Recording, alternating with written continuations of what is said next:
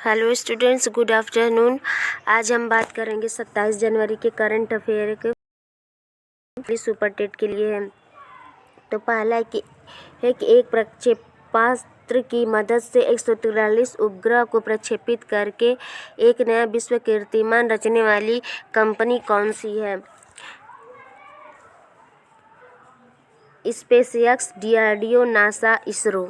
143 उपग्रह प्रक्षेपित करके एक नया विश्व कीर्तिमान रचने वाली कंपनी कौन सी है?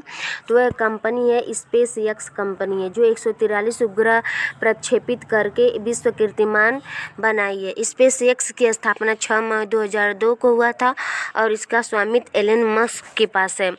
नेक्स्ट है आपका कि श्रम शक्ति पोर्टल को किस मंत्री ने लॉन्च किया है? श्री अर्जुन मुंडा, नवीन पटनायक, उद्धव ठाकरे, शिवराज सिंह चौहान।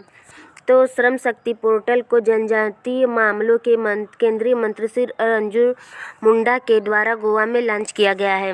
नेक्स्ट है आपका कि हाल ही में किसने आकाश एनजी मिसाइल का सफल परीक्षण किया है? ISRO, NASA, DRDO, SpaceX.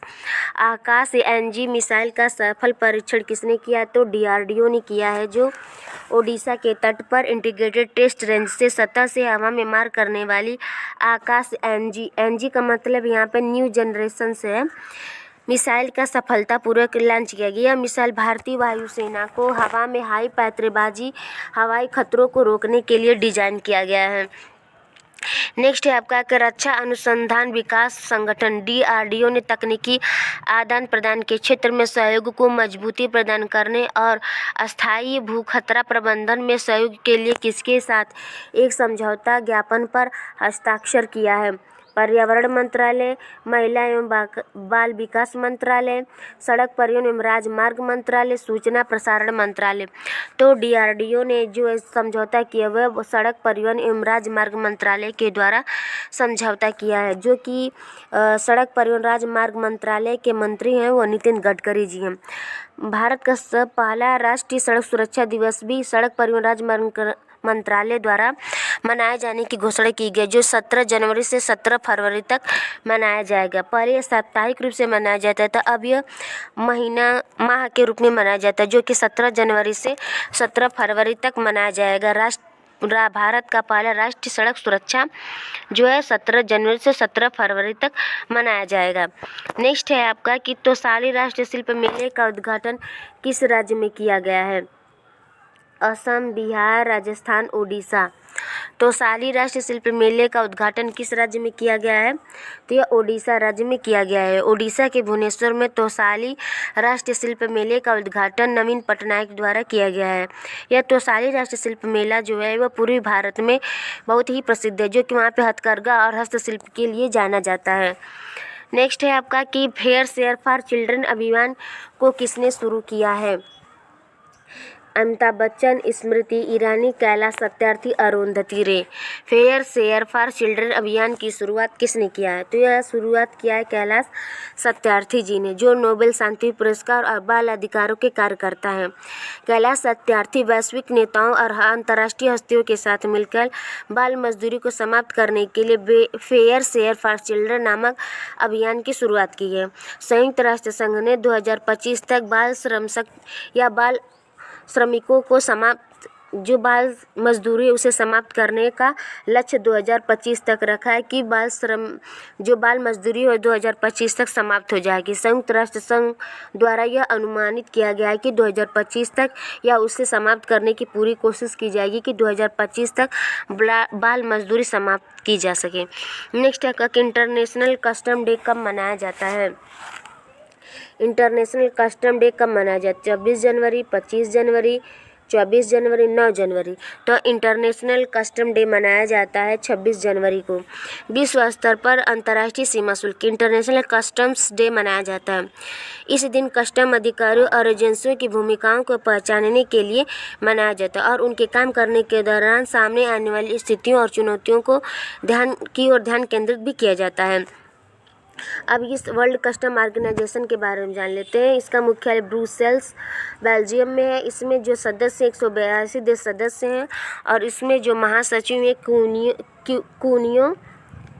कुनियो Mac Oreo है या आरियो भी बोलते हैं इनको, कुनियो मैक ओरियो है, इसके महासचिव हैं।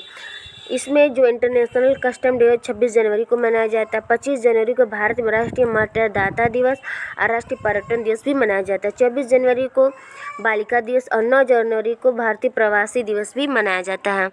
नेक्स्ट है आपका कि ग्रेनाइट सिटी के नाम से किसे जाना जाता है। ग्रेनाइट सिटी के नाम से